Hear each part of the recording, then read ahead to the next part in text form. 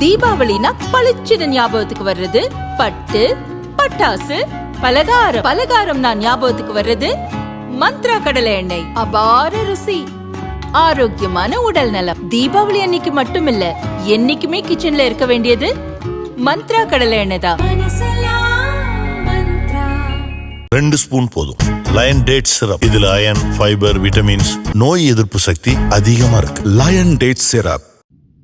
மகாராஷ்டிரா, மாப்பி, சத்தீஸ்கர், தெலுங்கானா, மேற்கு வங்கம், ஜார்க்கண்ட், பீகார் உள்ளிட்ட மாநிலங்களில் நக்சல்கள் மற்றும் மாவோயிஸ்டுகளின் ஆதிக்கம் அட்டகாசம் அதிகரித்தது.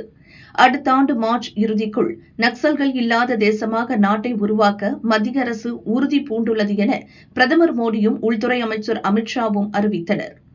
மாவோயிஸ்டுகள் மற்றும் நக்சல்களுக்கு எதிரான வேட்டை தீவிரமடைந்தது. ஓராண்டில் மட்டும் 287 நக்சல்கள் கொல்லப்பட்டனர். 1000த்திற்கும் மேற்பட்ட நக்சல்கள் கைது செய்யப்பட்டனர்.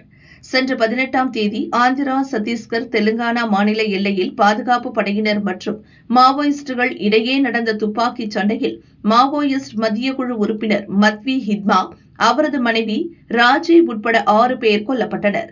இது மாவோயிஸ்ட் அமைப்புகளுக்கு கடும் பின்னடைவை ஏற்படுத்தியது.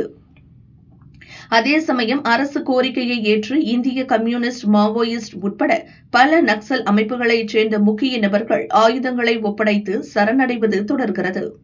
இது போராடி வரும் மாவோயிஸ்ட் அமைப்புகளை மேலும் பலவீனப்படுத்தியுள்ளது.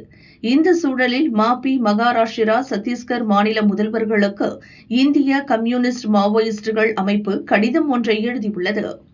3 மாநிலங்களின் மாவோயிஸ்ட் சிறப்பு மண்டல குழுவின் செய்தி தொடர்பாளர் ஆனந்த் எழுதியுள்ள அந்த கடிதத்தில் கூறியதாவது: நாங்கள் மாவோயிஸ்ட் இயக்க செயல்பாடுகளையும் ஆயுத போராட்டங்களையும் கைவிட்டு சரணடைய விரும்புகிறோம்.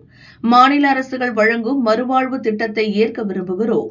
சரணடைய உரிய அவகாசம் வழங்க வேண்டும். மாவோயிஸ்ட் அமைப்பில் உறுப்பினர்களாக உள்ள அனைவரையும் தொடர்பு கொண்டு சரணடைய உள்ள செய்தியை அவர்களுக்கு தெரிவிக்க வேண்டும்.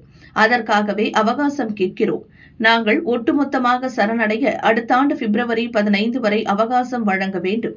அதுவரை 3 மாநில அரசுகளும் நிதானத்தை கடைபிடித்து எங்களுக்கு எதிரான நடவடிக்கைகளை நிறுத்துமாறு கேட்டுக் கொள்கிறோம். இந்த முறையீட்டின் பின்னணியில் எந்த மறைமுக நோக்கமும் இல்லை.